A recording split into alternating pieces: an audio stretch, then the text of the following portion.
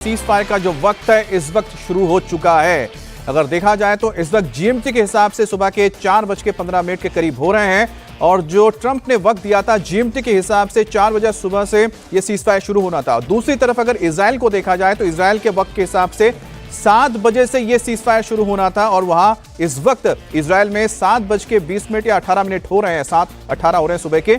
तो ऐसे में जो वक्त है सीज फायर का अब शुरू हो चुका है और जो तमाम जो हमले देख रहे हैं जिसकी तस्वीरें हम दिखा रहे हैं कि किस तरह से ईरान की ओर से मिसाइलें दागी गई थी आज सुबह और इजराइल को काफी इससे नुकसान हुआ। बेशबाब में 3 लोगों की मौत हुई है और अब इस सीज फायर की शुरुआत हो चुकी है। अमेरिका के राष्ट्रपति डोनाल्ड ट्रंप का पोस्ट भी आया है, B-2 पायलट के टैलेंट के बिना यह डील नहीं हो पाती। ट्रंप ने कहा है बॉम्बर के सटीक हमले की वजह से ही यह डील हो पाया है। तो एक तरफ अमेरिका ने कहा है कि जो सीज फायर है राष्ट्रपति डोनाल्ड ट्रंप के चलते हुए अमेरिका की ओर से हुआ है और डोनाल्ड ट्रंप ने कहा है कि जो हमला किया गया था, जो हमला हुआ था ईरान के ऊपर और जिसमें B-2 बॉम्बर्स ने हिस्सा लिया था और GBU-57 बॉम्ब्स के जरिए तबाह कर दिए गए थे, चाहे वो फॉर्दो हो, नतांज हो या फिर क्रूज मिसाइल के जरिए पूरा का पूरा जो इलाके हैं उसमें हमले करके इस्फहान में तबाह किए गए थे न्यूक्लियर साइट्स को। उसी का नतीजा है कि आज ये ईरान झुका है और ईरान सीज फायर के लिए तैयार हुआ है। दूसरी तरफ देखा जाए तो ईरानी न्यूज चैनल्स का कहना है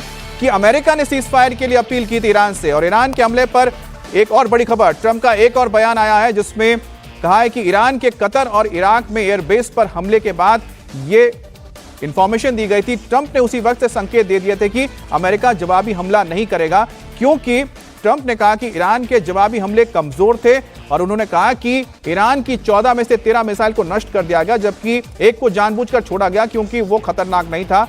और ट्रंप ने अपनी प्रतिक्रिया में संकेत दिए हैं कि अब अमेरिका इस जंग को आगे नहीं बढ़ाना चाहता है, यही खत्म करना चाहता है। ट्रंप ने अपनी प्रतिक्रिया में कहा है कि किसी भी अमेरिका को और अमेरिकी व्यक्ति को नुकसान नहीं हुआ है। ईरान अब क्षेत्र में शांति और सद्भाव की ओर बढ़ सकता है। ट्रंप ने इजराइल से भी कहा है कि वो भी अब और हमले ना करें और इस हमलों को अब रोक दिया जाए।